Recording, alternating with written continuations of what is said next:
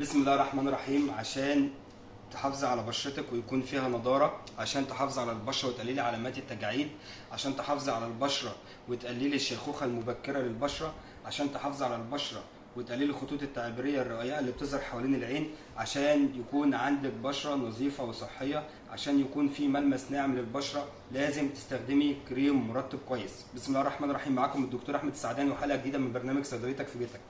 النهارده هنتكلم عن ايه هو الترطيب، فايدته ايه افضل كريم لقيناه في الصيدليه وبسعر مناسب للناس للترطيب، وايه الروتين اليومي للترطيب، وايه الوقت المناسب عشان استخدم فيه كريم الترطيب.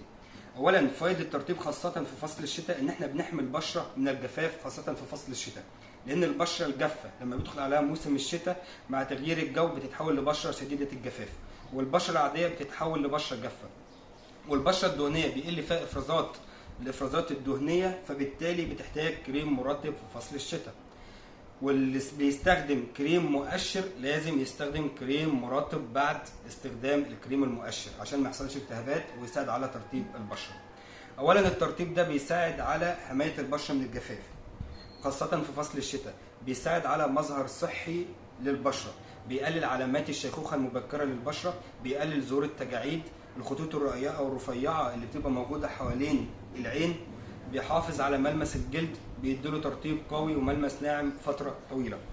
يا دكتور، ايه اكتر فتره او اقدر استخدم الكريم المرطب امتى؟ اولا، الكريم المرطب بعد غسيل البشره نستخدمه مباشره، بعد الاستحمام نستخدمه مباشره، قبل النوم عشان يقعد فتره طويله على البشره وبالتالي تستفيد البشره من الترطيب بتاعه لفتره طويله.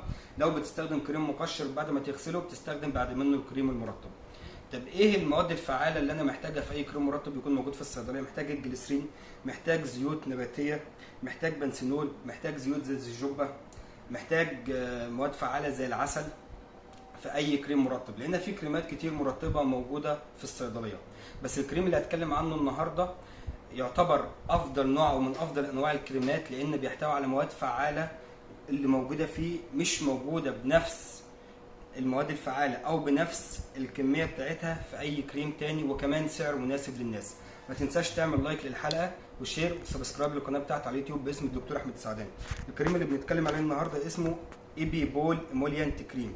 إيبي بول إيموليانت كريم متوفر في السوق وسعره 39 جنيه. زي ما قلنا بيتميز عن غيره بأي كريم مرطب تاني موجود في الصيدلية بإن في موجود شمع، موجود عسل، شمع العسل، موجود فيه البنسينول، موجود فيه غذاء ملكات النحل اللي بتدي نضاره للبشره، موجود فيه زيت اللوز، زيت الجوجوبا، خلاصه الصبار، الدايميثيكون، موجود فيه فيتامين سي اللي بيدي نضاره للبشره وبيقلل التجاعيد، موجود فيه جليسرين، موجود فيه زيت اللوز، وكمان موجود فيه الكلوروهكسيدين اللي بيحافظ على البشره او مضاد للبكتيريا، بيمنع تكون البثور والحبوب في البشره، وبالتالي يبقى البشره بتاعتك صافيه ونضره ومفيش تجاعيد ومفيش علامات شيخوخه ولا خطوط موجوده متمدده حوالين العين، وفي نفس الوقت بتحافظي على ترطيب البشره طول فتره الشتاء.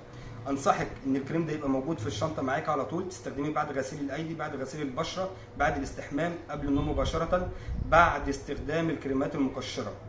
الكريم ده سعره 39 جنيه، اسمه ايبي بول كريم. مستني كومنتاتكم وتعليقاتكم عليه باذن الله. شكرا.